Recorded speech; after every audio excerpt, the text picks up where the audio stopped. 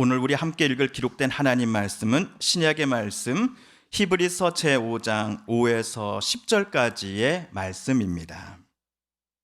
또 이와 같이 그리스도께서 대제사장 되심도 스스로 영광을 취하심이 아니요 오직 말씀하신 이가 그에게 이르시되 너는 내 아들이니 내가 오늘 너를 낳았다 하셨고, 또한 이와 같이 다른 데서 말씀하시되 내가 영원히 멜기세덱의 반차를 따르는 제사장이라 하셨으니, 그는 육체에 계실 때에 자기를 죽음에서 능히 구원하실 이에게 심한 통곡과 눈물로 간구와 소원을 올렸고 그의 경건하심으로 말미암아 들으심을 얻었느니라. 그가 아들이시면서도 받으신 고난으로 순종함을 배워서 온전하게 되셨은즉 자기에게 순종하는 모든 자에게 영원한 구원의 근원이 되시고, 멜기세덱의 반차를 따른 대제사장이라 칭하심을 받으셨느니라. 아멘.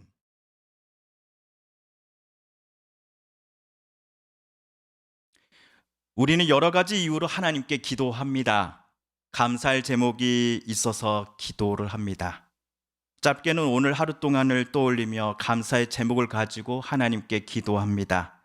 조금 길게는 어제와 지난주, 그리고 더 길게는 작년 한 해 동안, 또는 태어날 때부터 여태까지 살아오는 동안 우리에게 일어난 기쁘고 행복했던 일들의 원인을 하나님 앞에 올려드리며 저와 여러분은 하나님께 감사 기도를 올렸을 것입니다. 하지만 많은 경우 솔직히 저와 여러분은 뭔가를 따지고 싶을 것이 있어서 하나님께 기도할 때가 감사의 경우 때보다는 더 많지 않았나 싶습니다. 지금의 상황이 왜 나에게 찾아왔던 것인지 그 원인에 대한 하나님의 설명을 듣고자 기도합니다. 여기에 보통은 원인을 묻는 것과 동시에 내 미래를 위해 하나님께서 앞으로 무엇을 해 주실 것인지를 질문하는 것이 덧붙여집니다. 하나님, 내 또래 사람들, 내 이웃들에게는 마냥 행복해 보이는데 왜 나는 계획하는 일마다 막히는 겁니까? 왜 나는 아픈 겁니까? 하나님, 왜 내 사랑하는 사람들은 물질에 있어서든지 또는 정신적인 면에 있어서나 궁핍함을 여전히 못 벗어나고 있는 겁니까? 하나님, 그 이유라도 제게 속 시원하게 말씀해 주십시오. 그래야 몇십 년을 하나님께 믿어왔던 내 삶이 조금은 덜 억울하지 않겠습니까? 라고 말이지요. 어떤 때는 큰 소리로 눈물을 흘리며 부르짖습니다. 아니면 작은 소리로 읊조리며 기도하기도 합니다. 하나님을 향해 마치 주먹을 휘두르고 싶은 것처럼 따지듯이, 또는 사정사정 애원하듯 조심스럽게 자신의 속마음을 하나님께 토로하곤 합니다. 산에서 소리치면 메아리라도 들을 수 있습니다. 그러나 이상하게도 우리가 기도할 때는 조그마한 개미 소리도 듣지 못하는 것 같아 마음이 더 속상해집니다. 유명한 복음성가 곡을 많이 작곡하신 김석균 님의 곡 중에 왜 나만 겪는 고난이냐고 불평하지 마세요 라는 제목의 곡이 있습니다. 고난의 뒤편에 있는 주님이 주실 축복 미리 보면서 감사하세요. 너무 견디기 힘든 지금 이 순간에도 주님이 일하고 계시잖아요. 남들은 지쳐 앉아 울고 있을지라도 당신만은 일어나세요. 힘을 내세요. 힘을 내세요. 주님이 손잡고 계시잖아요. 주님이 나와 함께함을 믿는다면 어떤 역경도 이길 수 있잖아요. 너무나 은혜스러운 가사입니다. 그러나 다른 사람이 아니라 정작 내가 힘들고 어려운 때에, 게다가 하나님과의 관계가 조금 서먹서먹해져 있을 때에 이 찬양 가사는 우리와는 좀 거리가 있어 보입니다. 우리가 힘든 일들을 겪는 시기에 우리를 진심으로 사랑하는 분들이 저와 여러분을 찾아와서 많이들 이런 말씀 건네곤 하셨을 겁니다. 지금 겪는 어려움과 눈물의 시간을 통해서 하나님은 분명 당신을 지금보다 더 성숙하게 만들어 주실 거예요. 그러니 힘을 내세요. 우리가 방금 들은 이 누군가의 위로와 격려의 말씀들은 아마도 복음성가 가사의 고백과 거의 비슷합니다. 아마도 이런 위로의 메시지는 주로 목사들이 또 전도사님들이 성도들에게 많이들 건네곤 하셨을 겁니다. 그런데 우리 성도님들은 이런 생각 해보시지 않으셨습니까? 지난 7년 동안 우리 교회 임민서 목사는 지금의 역경으로서 하나님이 암흑의 성도님들을 더 크게 성장시켜 주실 것이고 하나님 나라 위한 일에 이 고난이 쓰임받게 하려 하신다와 같은 이야기를 우리 서북교회와 산 적이 거의 없는 것 같은데요. 예, 맞습니다.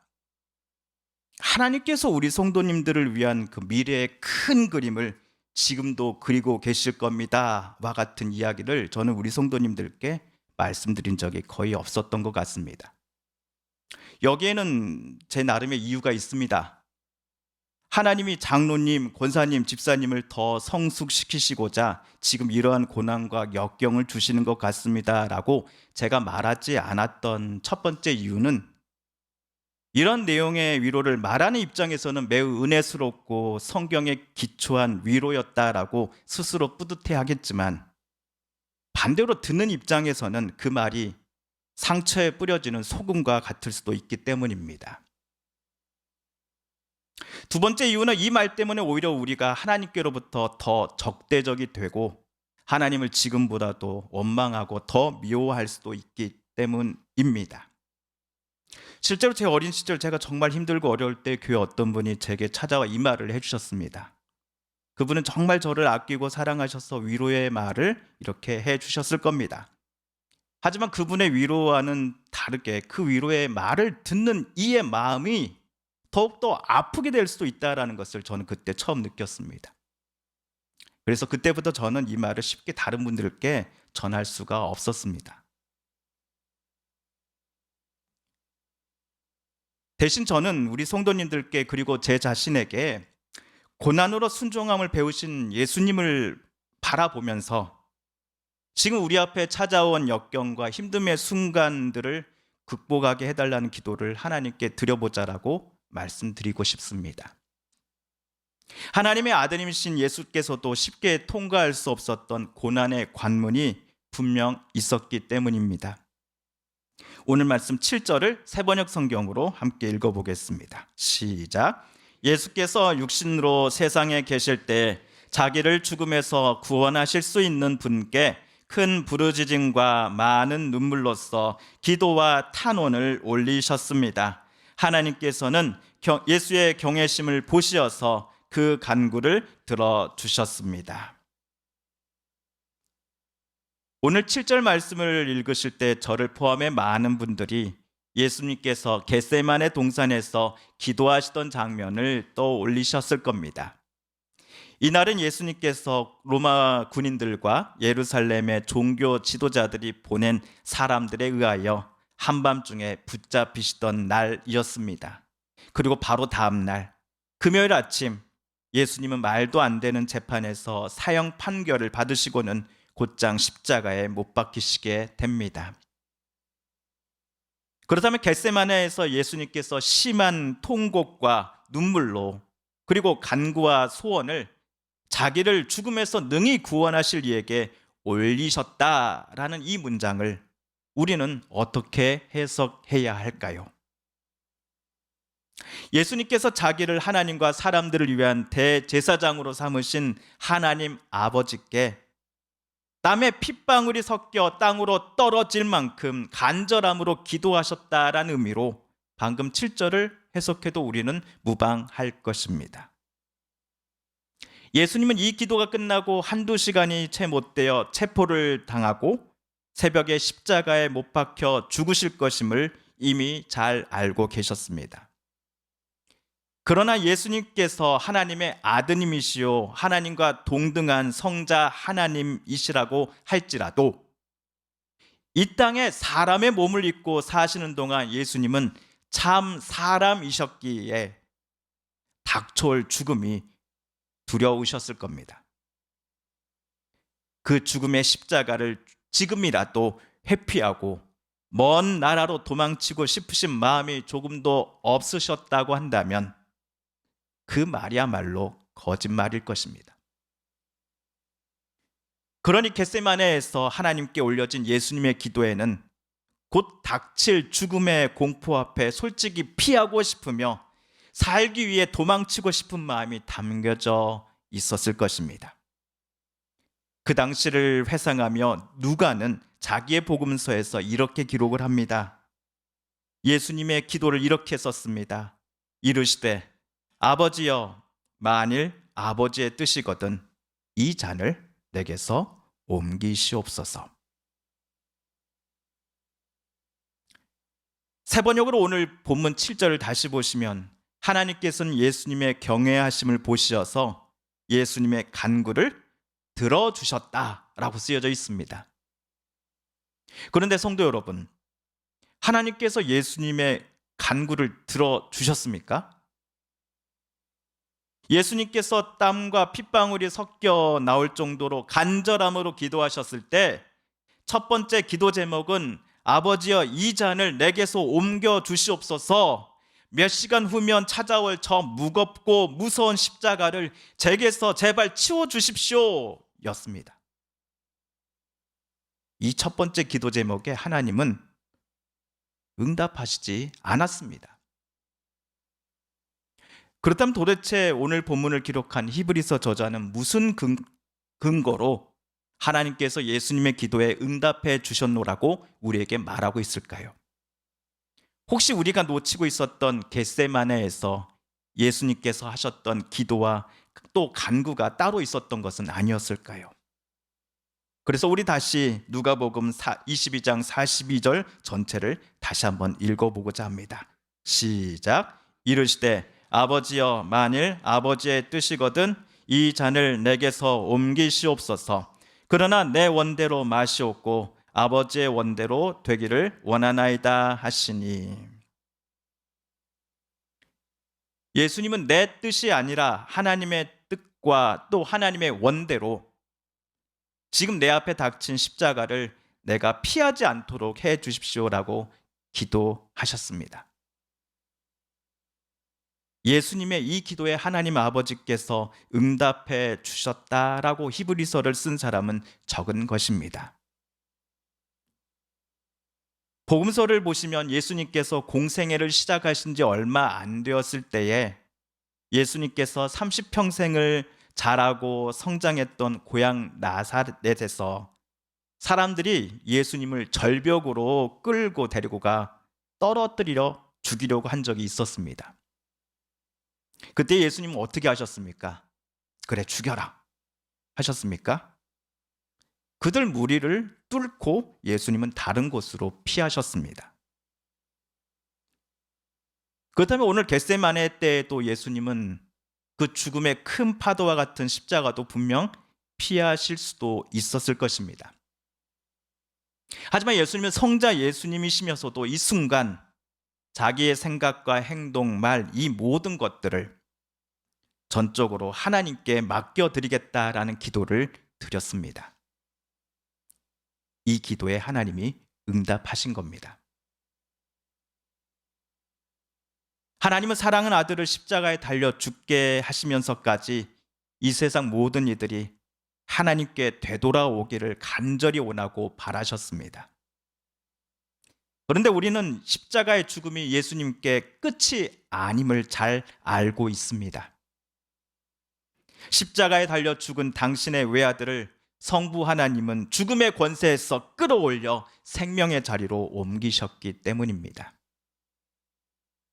예수님은 자기를 죽음에서 건지실 하나님 아버지께 기도하였고 아들의 기도에 성부 하나님은 응답하시어 아들을 부활시키신 것입니다. 오늘 말씀 8절과 9절입니다. 시작. 그는 아드님이시지만 고난을 당하심으로써 순종을 배우셨습니다. 그리고 완전하게 되신 뒤에 자기에게 순종하는 모든 사람에게 영원한 구원의 근원이 되시고, 8절은 언뜻 예수님께서 순종에 대해 이전까지는 잘 모르고 계셨다가 이제서야 아하, 이게 순종이구나 라는 것을 깨닫게 되셨다라는 느낌으로 우리에게 다가오는 게 사실입니다. 하지만 히브리서 주석서를 쓰는 대부분의 학자들은 이 순종을 배우셨다라는 표현을 9절에 나오는 완전하게 되신 후에 라는 표현과 합쳐서 이렇게 해석을 합니다. 예수님은 참 하나님이시면서 동시에 참 인간이십니다.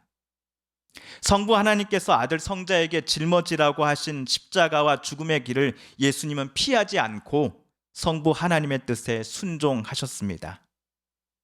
이러한 예수님의 순종 때문에 예수님은 모든 사람들의 완전한 구원자가 되시기 위한 대제사장의 자격을 모두 갖추게 되었습니다. 이를 두고서 히브리서 저자는 예수님께서 하나님의 아드님이시면서도 고난을 당하심으로써 순종을 배우셨고 또한 완전하게 되셨다라고 썼을 것입니다. 그러니 예수께서 십자가의 시간을 얼마 안 앞두고서 하나님 앞에 끝까지 보여주셨던 이 순종을 저와 여러분도 그리스도를 알고 또 주로 고백하는 우리들도 닮아가야 할 것입니다 라고 많은 주석가들은 이야기하곤 합니다. 예수님은 자신을 십자가의 죽음의 길로 몰아가시는 하나님을 철저히 신뢰하셨습니다. 십자가를 몇 시간 앞두고서만이 아니라 공생의 내내 예수님의 말씀, 가르침, 그분의 삶과 행동, 이 모든 것들 속에서 성자는 성부 하나님을 전적으로 신뢰하고 사랑하고 있음을 우리는 알 수 있습니다. 다시 이 땅에 내려오실 때까지 성자 예수님은 하나님과 우리 사이의 중보자여 중개인이 되겠다라고 말씀하십니다. 그래서 오늘 우리들에게 찾아오는 극심한 고통과 또 근심의 문제들이 예수께서 겟세마네 동산에서 겪으셨던 심정과 갈보리 그 십자가에 매달렸을 때 극심한 고통과 100% 일치하지는 않겠지만 우리가 가지고 나온 그 눈물의 기도 제목을 하나님 앞에 나아가 부르짖을 때에 성자 예수님은 대제사장으로서 우리를 위하여 하나님께 간구해 주신다라는 것이 오늘 히브리서 저자의 이야기입니다. 물론 성자 예수님의 그 간구와 중보를 들으시고 성부 하나님께서 고난과 힘든 시기의 터널을 지나고 있는 우리들에게 주시는 해결책 또는 응답하심의 모습이 어쩌면 우리가 바랐던 것과는 다를 때가 분명 있을 것입니다.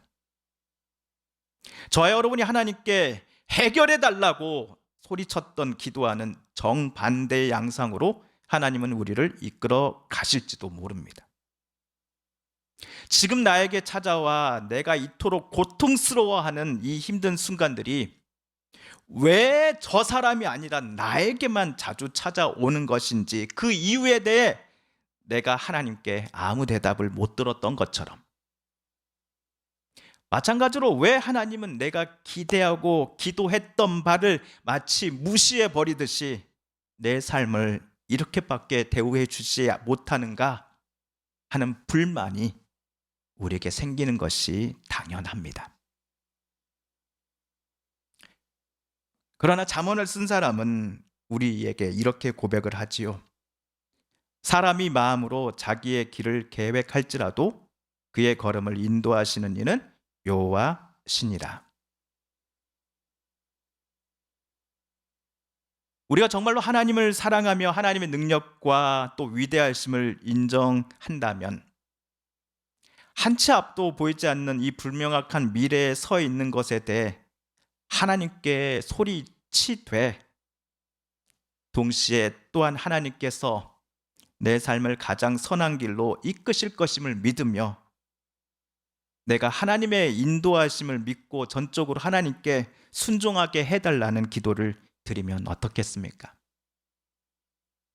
십자가라는 고난을 당하심으로써 참된 순종이 무엇인지를 우리에게 보여주신 예수님처럼 말입니다.